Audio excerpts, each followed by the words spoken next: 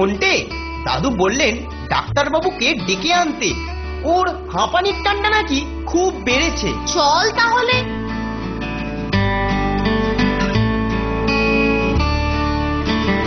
এই তো ডাক্তারবাবু, আমরা আপনার কাছেই যাচ্ছিলাম। দাদু আপনাকে একবার দেখতে যেতে বলেছেন। ওর হাঁপানির টানটা নাকি একটু বেড়েছে। আরে আমি তো তোমাদের বাড়িতেই যাচ্ছিলাম। আরে শোনো, এক কাণ্ড হয়েছে বটে। এই তোমাদের দাদু একটা লটারির টিকিট কিনেছিল। আজ কাগজে দেখলাম ওই টিকিটটা ফার্স্ট প্রাইজ 2 লক্ষ টাকা পেয়েছে। তাই তোমাদের দাদুকে খবরটা দিতে যাচ্ছি।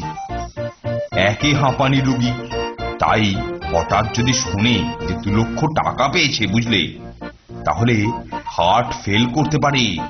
তাই আমি একটু কায়দা করে জানাবো। দেখবেন কোনো অঘটন যেন না হয়। কেমন আছেন গড়গড়ি মশাই? শরীরটা না ভালো নেই, একদম ভালো নেই। এই ঠান্ডা না আজ একটু বেশি বেড়েছে। ওর জন্য কোনো চিন্তা নেই, ওর জন্য কোনো চিন্তা নেই।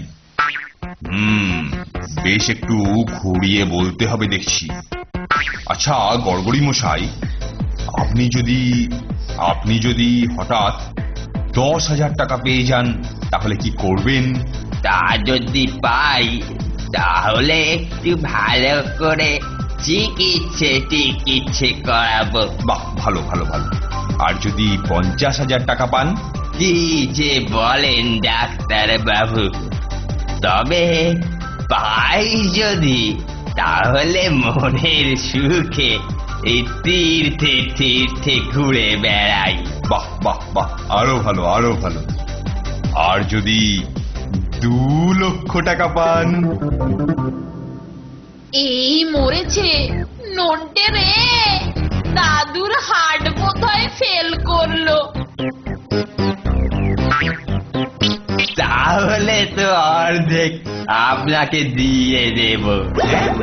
অর্ধেক আমাকে দিয়ে দেবেন? তার মানে 1 লক্ষ টাকা দিয়ে দেবেন আমাকে?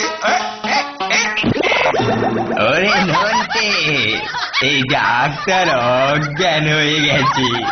যা যা, শিগগির আর একজন ডাক্তারকে ডেকে নিয়ে আয়। তাজ্জব রে, হেপরোগী দাদু ঠিক টাইট হয়ে বসে রইলো। আর টাকা পাবে শুনে উল্টে ডাক্তারবাবুই ফট। হ্যাঁ, তা যা বলেছিস। নে নে, চল চল, তাড়াতাড়ি গিয়ে ডাক্তার বাবুকে ডেকে আনি। কি গেরো বলতো ফোনটে, এখন ডাক্তার